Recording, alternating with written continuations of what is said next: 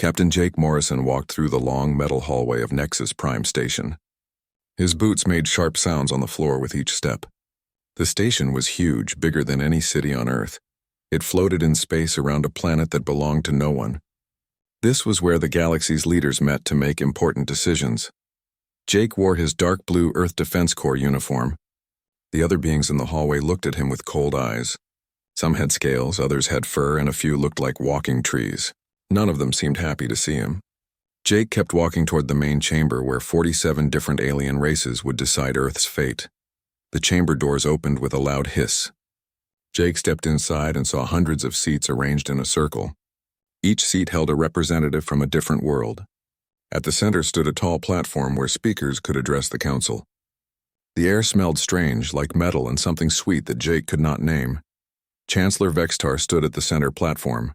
He was from the Zephyrian Empire, one of the oldest and most powerful civilizations in the galaxy. His skin was gray and smooth and his eyes glowed red. When he spoke, his voice echoed through the chamber. "Today we address the problem of Earth," Vextar said. His words were translated into every language in the room. "These humans have broken our laws. They have built colonies where they should not. They have made weapons when we told them not to. They refuse to follow the rules that keep peace in our galaxy." Jake felt anger rise in his chest, but he stayed quiet. He was here to listen, not to argue. Not yet. Admiral Lisa Kane sat in the human section of the chamber. She was Earth's top diplomat, a smart woman who had spent years trying to make friends with alien races. Her face was serious as she watched Vextar speak. "The humans appeared in space only 200 years ago," Vextar continued. "In that short time, they have spread to dozens of worlds. They build factories and cities wherever they go. They take resources that do not belong to them. This cannot continue." A creature that looked like a giant insect clicked its mandibles in agreement. Several other aliens made sounds that Jake guessed meant they agreed too. "Earth has 30 days to follow our demands," Vextar announced.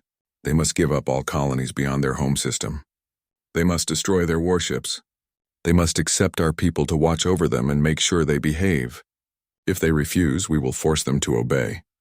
The chamber erupted in noise as different aliens discussed the ultimatum.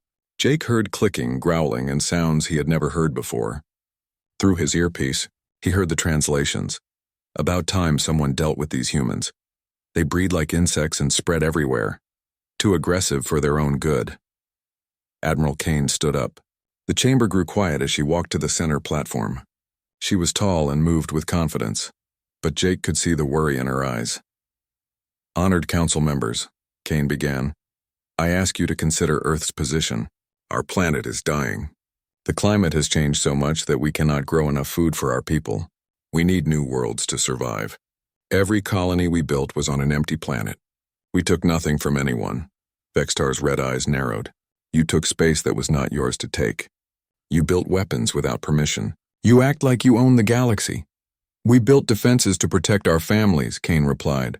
"Some of your own people attacked our supply ships. We had to defend ourselves."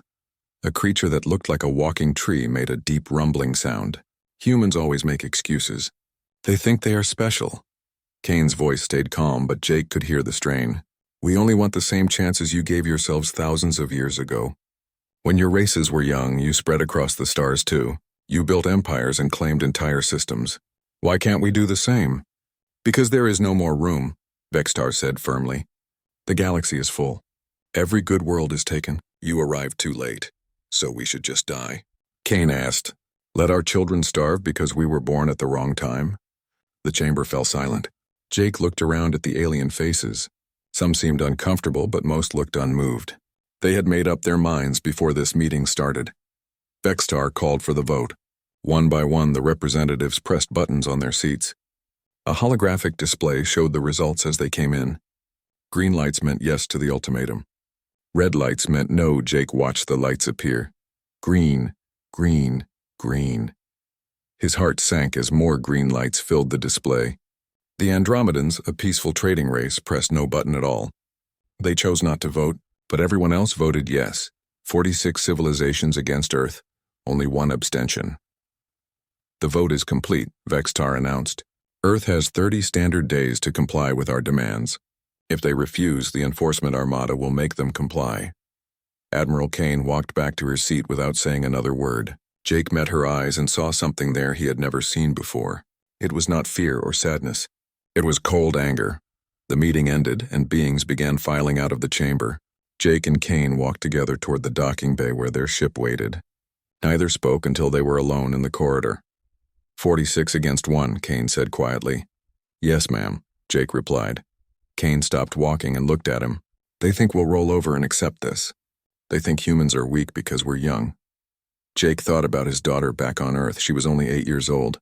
The thought of alien ships in Earth's skies made his hands clench into fists. What do we do now? He asked.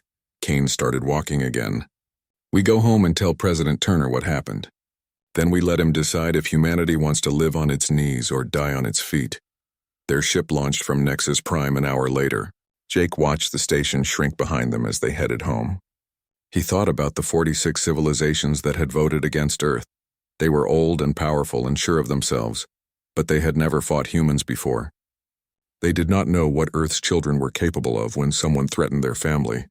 The 30-day countdown had begun. President Alex Turner sat at the head of the long table in the White House Situation Room. The walls were covered with screens showing star maps, fleet positions, and colony reports. Around the table sat the most important people in Earth's government and military. Admiral Kane had just finished telling them about the Council's ultimatum. The room was quiet except for the hum of computers and air conditioning. Turner looked at each face around the table. These people would help him make the most important decision in human history. General Patricia Hayes spoke first. She was an old woman with gray hair and sharp eyes. Mr. President, we have to be realistic. 46 civilizations means thousands of warships, maybe tens of thousands. Earth has less than 200 ships and most are cargo vessels with light weapons. Turner nodded. Hayes was known for telling hard truths. That was why he valued her advice. What about our colonies? Turner asked. Director Ryan Brooks opened a tablet and read from it. Brooks ran the Colonial Affairs Department and knew more about humanity's outer settlements than anyone else. We have 43 colonies beyond the solar system. Total population is about 50 million people. They have mining equipment, factories, and some defensive platforms. Not enough to stop an invasion fleet, Hayes said. Brooks looked up from his tablet. Actually, General, there's something you don't know. Something we've kept classified at the highest levels. Turner leaned forward. Go on. Our colonies haven't just been mining and farming, Brooks continued. 20 years ago, we started finding things on some of the worlds. Old ruins, dead cities, technology left behind by civilizations that disappeared long ago. The room grew more quiet. Hayes frowned. What kind of technology? Weapons? Shields? Faster-than-light drives that work differently than anything the current galactic powers use. Our scientists have been studying these artifacts and reverse engineering them. Admiral Kane's eyes widened. Are you saying we have alien technology that the Council doesn't know about?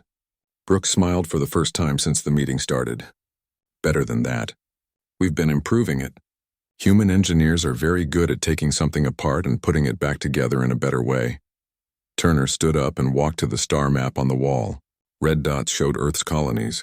Blue dots showed known alien territories. There were a lot more blue dots than red ones. How much better? Turner asked. Dr. Nina Rodriguez spoke from her chair near the wall. She was the head of Earth's Advanced Technology Division, a small woman with thick glasses and brilliant mind. Our latest chips are 30% faster than anything in the galactic fleet. Our weapons can punch through shields that stopped previous human attacks. And we've developed something else. What? Turner asked. Adaptive learning systems. Our ship computers can analyze enemy tactics during battle and change our strategies in real time. Most alien races fight the same way they did 1,000 years ago. They don't adapt quickly. General Hayes shook her head. Even with better technology, we're still outnumbered 100 to 1. Chief Engineer Danny Walsh cleared his throat. He was a big man with oil-stained hands who spent most of his time in Luna Base's underground workshops.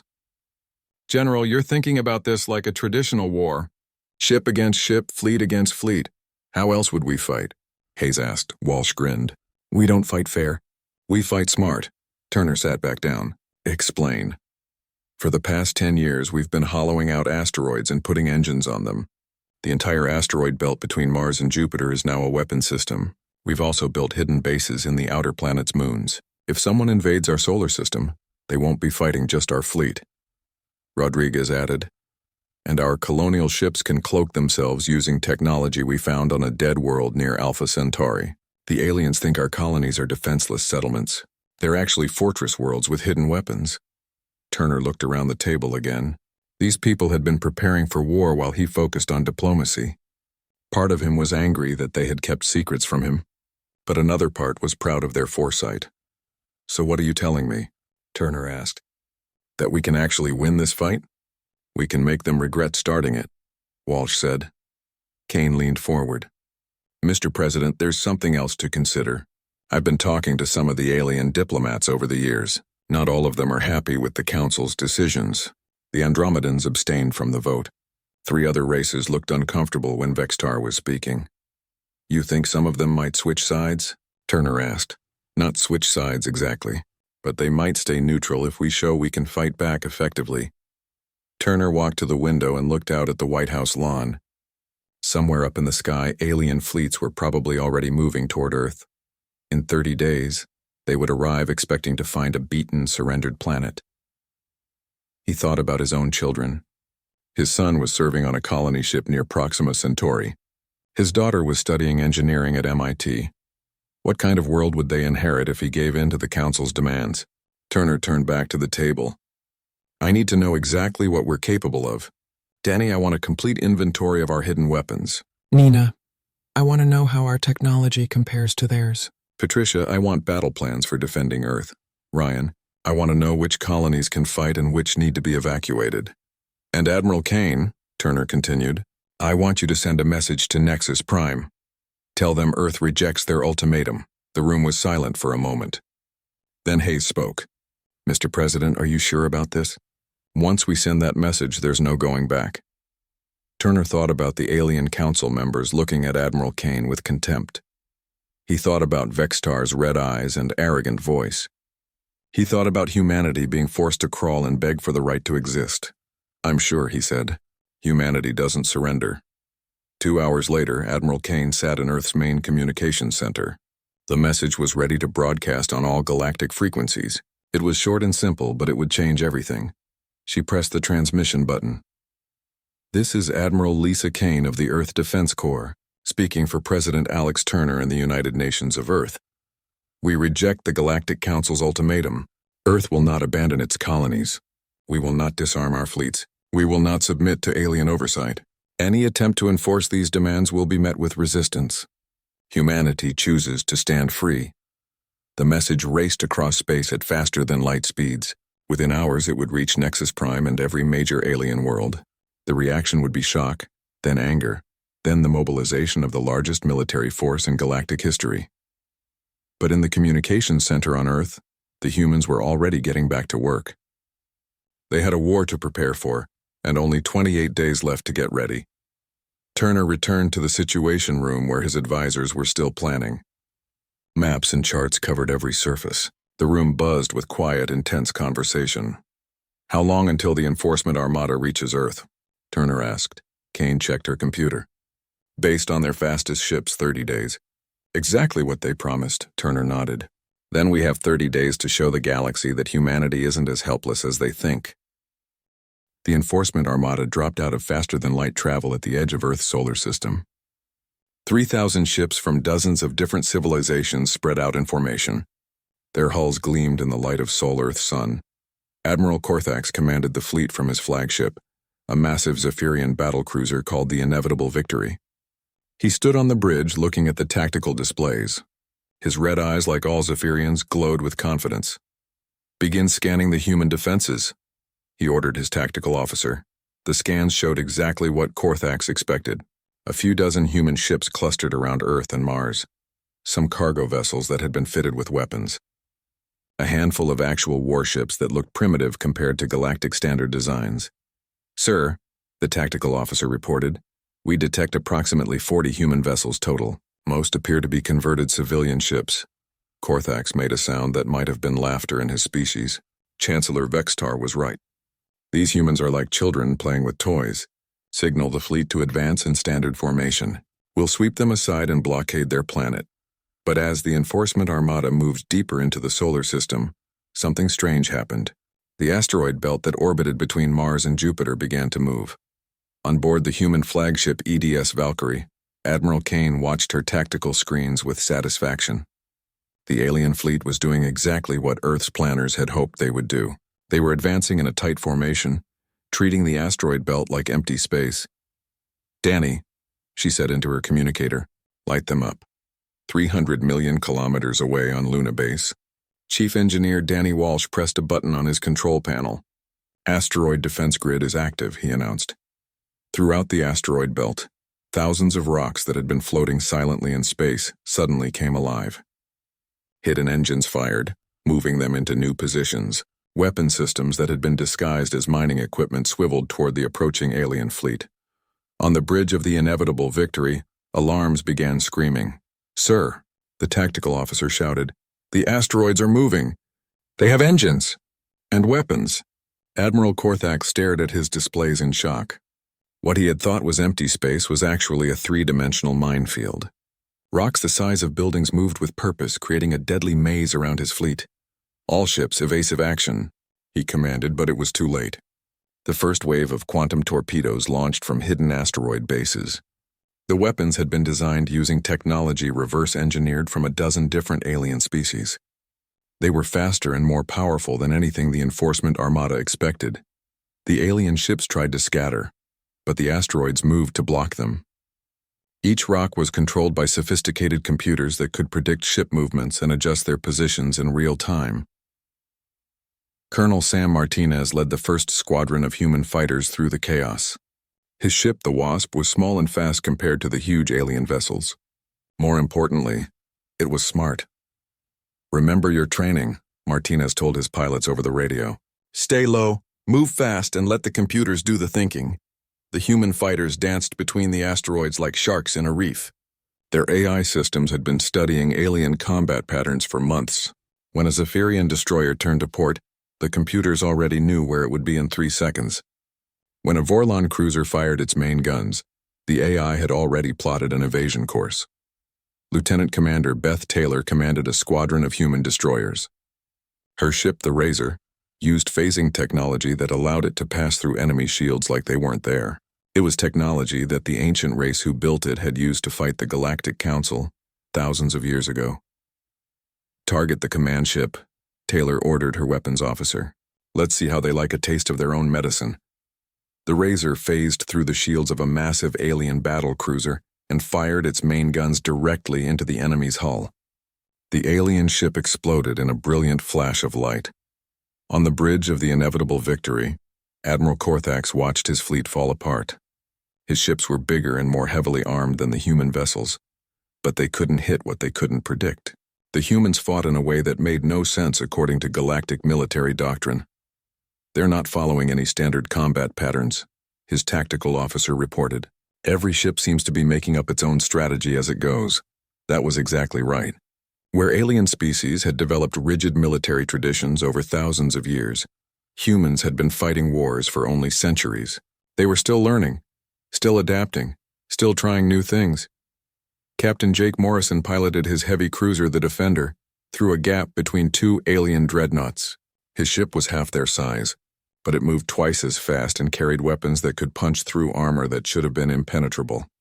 "All human ships," Admiral Kane's voice came over the communication system. "Execute Pattern Omega," Morrison smiled. Pattern Omega wasn't really a pattern at all. It was code for do whatever works. Every human captain was free to fight their own way, using their own judgment and their ship's unique capabilities.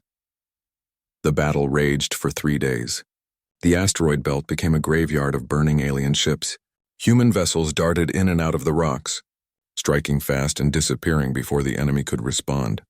On the second day, the aliens tried to regroup and push through the asteroid field in one coordinated assault. They moved in a tight formation, hoping to overwhelm the human defenses with concentrated firepower.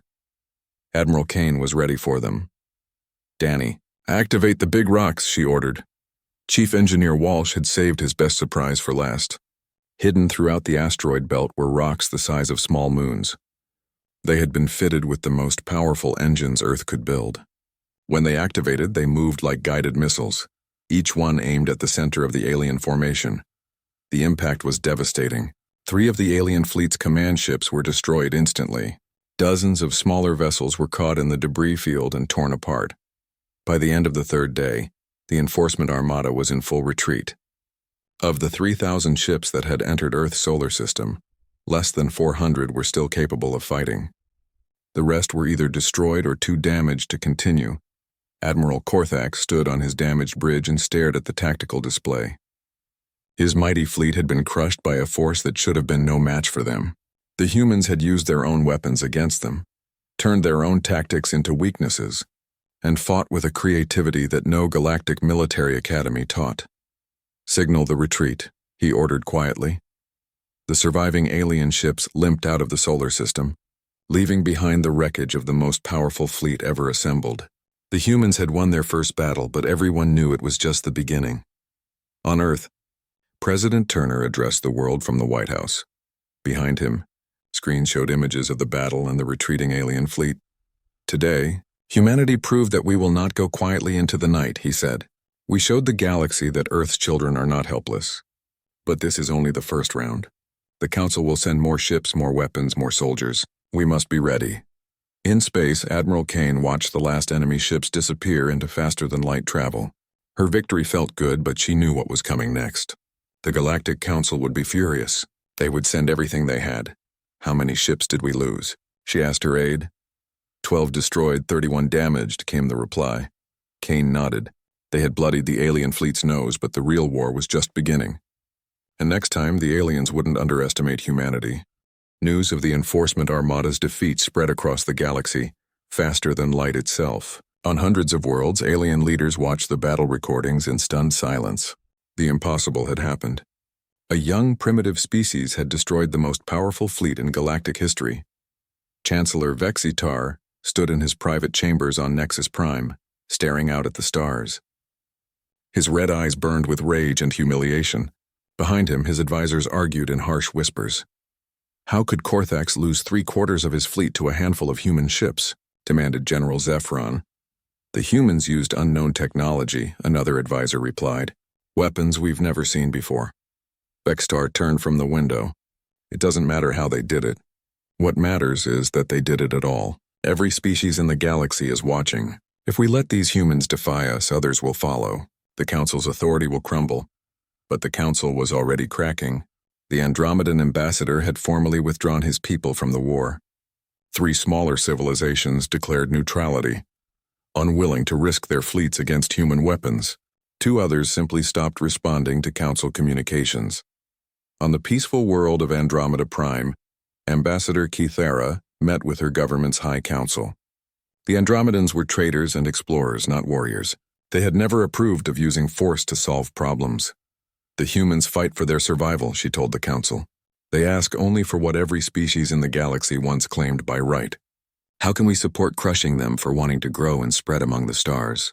The Andromedan Council voted unanimously to withdraw from the war, but Vextar was not ready to give up. In the deepest vaults of Nexus Prime, hidden weapons that had not been used for 2,000 years were brought out of storage. The Doomsday Fleet consisted of 12 massive ships, each one capable of destroying an entire planet. These were the weapons the Galactic Council had used to end the last Great Rebellion. When the Titan Empire had challenged Council authority 3 millennia ago, the planet killers had turned their homeworld into radioactive dust. Since then, no species had dared to openly defy the Council until now. "Prepare the Doomsday Fleet for immediate launch," Vextar ordered. "If the humans want to play with weapons they don't understand, we'll show them what real power looks like." His military advisor looked uncomfortable. "Chancellor, using planet killers against civilian targets violates the Galactic Accords. It's a war crime." Vextar's eyes flashed. "The humans violated those same accords when they refused our ultimatum. They chose war over peace. Now they'll face the consequences." On Earth, President Turner received the news from his intelligence network. Alien refugees and sympathetic traders had smuggled word of the Doomsday Fleet's activation to human agents. 12 planet killers, Turner said quietly, looking at the classified report. "Each one can crack a world in half. Admiral Kane studied the technical specifications that their spies had provided. If these numbers are correct, our shields won't stop them. Neither will our armor. These weapons are designed to destroy planets, not just ships. Dr. Nina Rodriguez looked up from her computer terminal. She had been analyzing the data for hours, running calculations and simulations. There might be a way, she said softly. Everyone in the situation room turned to look at her. The planet killers use quantum resonance to tear apart atomic bonds, she continued. It's the same principle behind some of the ancient technology we've been studying. But every quantum frequency has a harmonic opposite. If we can generate the right counter frequency, you can turn their own weapons against them? Turner asked, in theory. But we'd need perfect timing and coordination across the entire fleet. One mistake and Earth dies. Chief Engineer Danny Walsh leaned forward. What do you need? Every ship in our fleet would need to broadcast the counter frequencies simultaneously, and we'd need to get the timing exactly right. The planet killers would have to be in position to fire before we could reverse their weapons. It was the most dangerous plan anyone had ever suggested. Let the enemy get close enough to destroy Earth, then try to turn their doomsday weapons back on them at the last possible second. Turner looked around the room at his advisors. These people had already performed one miracle by defeating the enforcement armada. Now he was asking them to perform another. How long do we have? He asked. Admiral Kane checked her tactical reports. The Doomsday Fleet is moving faster than their previous attack. They'll reach Earth's outer system in 6 days. 6 days to prepare for the end of the world.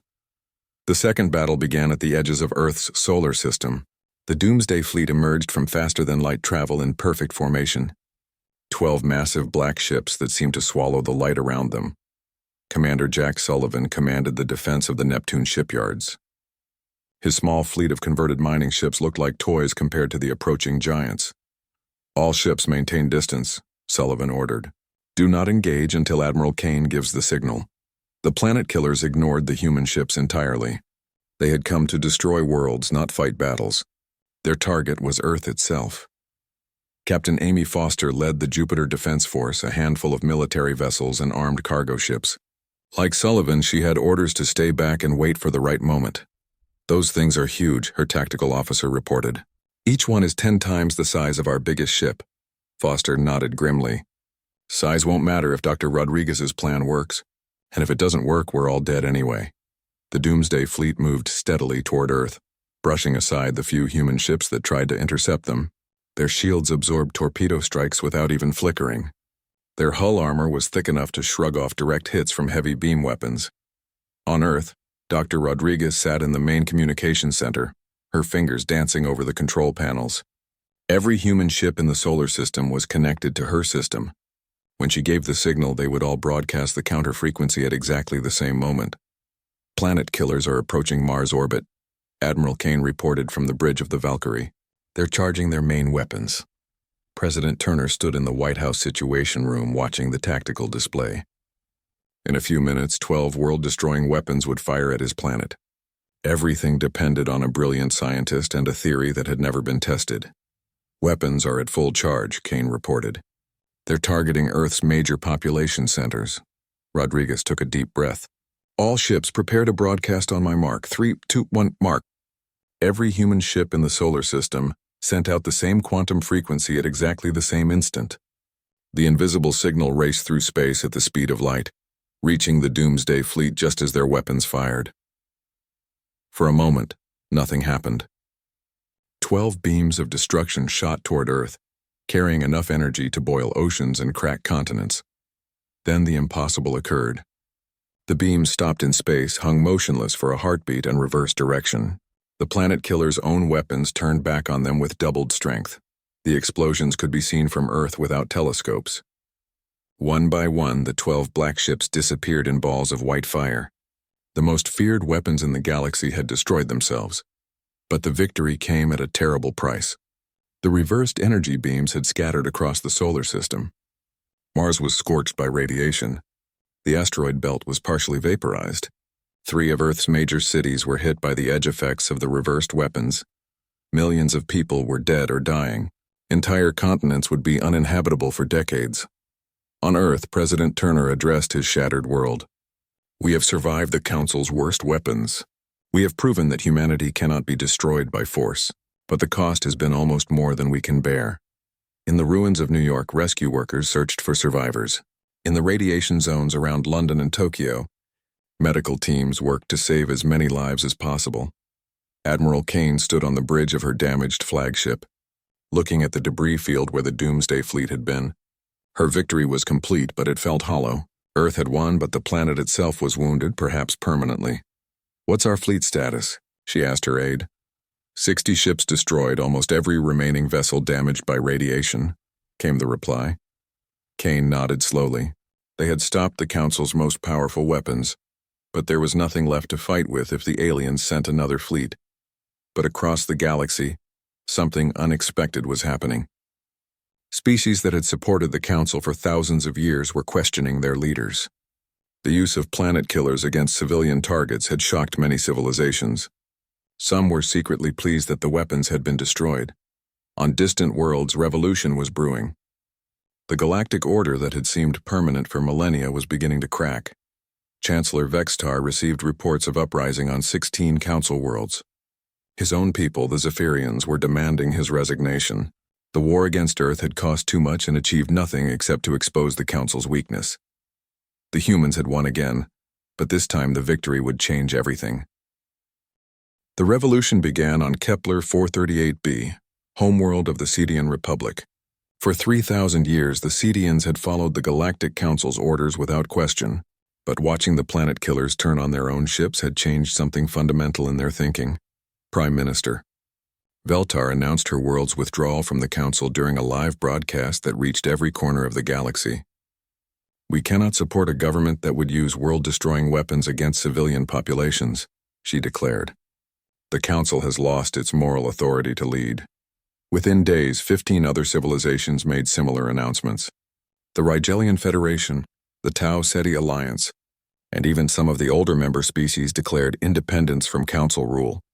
On Nexus Prime, Chancellor Vextar watched his empire crumble from the inside. Protests filled the streets of Zephyrian cities. His own military commanders questioned his orders. The Great Council Chamber, once filled with representatives from 47 civilizations, now held less than 30. "Sir," his aide reported nervously, 3 more systems have declared independence. The Altair Consortium is demanding your resignation." Vextar's red eyes dimmed with defeat. He had started a war to preserve Council authority, and had instead destroyed it. The humans had not just beaten his fleets. They had broken the system that had ruled the galaxy for millennia. On Earth, President Turner stood in the ruins of what had once been Central Park. The radiation was gone now, cleaned up by advanced medical technology, but the scars remained. Twisted metal monuments marked where buildings had stood. Memorial walls listed the names of 3 million dead. Admiral Kane approached him, walking carefully around the debris. Her uniform was clean, but her face showed the weariness of someone who had seen too much death. "The Andromedan ambassador is here," she reported. "She wants to discuss peace terms." Turner nodded. "What about our terms?" Kane almost smiled. "She wants to hear them." The peace negotiations took place aboard the human space station Unity, which had been hastily constructed in Earth's orbit. The meeting room was simple compared to the grand chambers of Nexus Prime, but it served its purpose. Ambassador Cathera of the Andromedans led the new galactic delegation. With her came representatives from 16 species that had broken away from the old council. They called themselves the Free Worlds Alliance. President Turner sat across from them with his own delegation. Admiral Kane was at his right, along with Director Brooks and Dr. Rodriguez. These were the people who had planned Earth's impossible victory. "The old council is finished," Cathara said without ceremony. "Chancellor Vextar has been removed from power by his own people. Most of the member species want nothing more to do with the policies that led to this war." Turner leaned back in his chair. "And what do you want from Earth?" "To make peace," Cathara replied. "But we know that won't be enough. You've proven that humans can't be forced to accept terms they don't agree with. So we want to know what you would accept." For months, Turner and his advisors had been planning for this moment. They knew that military victory was meaningless if it didn't lead to lasting change. "Earth wants 3 things," Turner said. "First, the right of expansion for all species. No more restrictions on colonization based on when a civilization achieved spaceflight. Second, the dismantling of all planet-killer weapons. No government should have the power to destroy entire worlds. Third, a new galactic constitution that gives equal representation to all species, not just the oldest ones. The alien delegates looked at each other. These were not the demands of a defeated species begging for mercy. These were the terms of a victor reshaping the galaxy according to their own values. And if some species refuse these terms? Asked the representative from Rigel. Admiral Kane spoke for the first time. Then they'll find themselves facing not just Earth, but every species that wants the freedom to grow and prosper. The old system is dead. We're offering a chance to build something better. It took 6 months to negotiate the final treaty. The Galactic Expansion Rights Accord guaranteed every species the right to colonize empty worlds and spread among the stars. The Doomsday Weapons Ban prohibited the construction or deployment of planet-killing technology. The new Galactic Constitution created a true democratic assembly where each species had an equal voice. But the most important change was philosophical. The old idea that newer civilizations should serve older ones was abandoned. Instead, the galaxy would be governed by the principle that all intelligent species deserved the same opportunities to grow and thrive. 37 civilizations signed the new accords. 13 others, including what remained of the old council, rejected the treaty and retreated to their core worlds. They would be left alone as long as they didn't threaten others. 5 years after the war ended, President Turner stood on the observation deck of New Geneva Station, humanity's first major diplomatic facility outside the solar system. Through the transparent aluminum windows, he could see ships from dozens of different species docking at the station's ports. Admiral Kane, now promoted to Fleet Admiral and commander of the Joint Free Worlds Defense Force, joined him at the window. Her hair was grayer now, and lines around her eyes spoke of the burdens she had carried. "How many applicants today?" Turner asked. 6 new species want to join the alliance, Kane replied, including 2 from the old council territories. Apparently their people are tired of living under the old restrictions. Turner watched a sleek Andromedan trade ship dock next to a blocky human cargo vessel. A few years ago such a sight would have been impossible. Now it was routine. "Any word from the holdout systems?" he asked. Kane shook her head. "The Zephyrian remnant is still hostile, but they're not strong enough to cause real problems. Most of the old council species are too busy dealing with their own internal problems to bother anyone else." Through the station's communication system came an announcement. President Turner to Assembly Hall 1. "The new Galactic Congress is ready to begin." Turner straightened his jacket and prepared to address the representatives of 43 different species. It was the largest gathering of civilizations in galactic history, and for the first time, they were meeting as equals. As he walked through the corridors of the station, Turner thought about the journey that had brought humanity to this point. 3 years ago, Earth had been a small, restricted world facing extinction. Now humans were helping to lead a galactic alliance that represented billions of beings across thousands of worlds. The site, Congress Hall, was a massive circular chamber designed to accommodate the different environmental needs of various species. Some delegates breathed methane, others required low gravity, and a few existed as energy beings that communicated through light patterns. Turner took his place at the speaker's podium and looked out at the assembled representatives. In the front row sat Ambassador Cathara, now Secretary General of the Free Worlds Alliance. Beside her was Dr. Rodriguez, who had become Earth's chief science advisor to the galactic community. "Friends and allies," Turner began, his words automatically translated into dozens of languages. 5 years ago, the Galactic Council voted against Earth and expected us to quietly accept their decision. They learned that humanity doesn't surrender easily. A ripple of what might have been laughter passed through the alien delegates. But our victory was not just military, Turner continued. We proved that young civilizations deserve the same rights as old ones. We showed that the galaxy is big enough for all of us to grow and prosper. Most importantly, we demonstrated that when free people stand together, no tyrant can defeat them. The assembly erupted in a chorus of approval expressed in ways Turner was still learning to understand. Clicks, whistles, flashes of light, and harmonic tones filled the chamber. Today we face new challenges, Turner said when the noise subsided. There are still species that cling to the old ways. There are new threats emerging from the galactic core. There are scientific discoveries that could change everything we know about the universe. but we'll face these challenges together, as equals, as partners in the greatest adventure of all, the exploration and settlement of the stars. As the Congress session continued, Turner reflected on how much had changed. The Galactic Council had voted against Earth, expecting quick surrender. Instead, they had learned that humanity's greatest strength wasn't their weapons or their technology. It was their refusal to accept that anything was impossible. In the years that followed, the Free Worlds Alliance would grow to include over 60 species. New colonies would be established in distant galaxies. Ancient mysteries would be solved and new wonders discovered. But it all began with a simple moment of defiance. When faced with an ultimatum from the most powerful forces in the galaxy, humanity had said no. And in saying no, they had changed everything.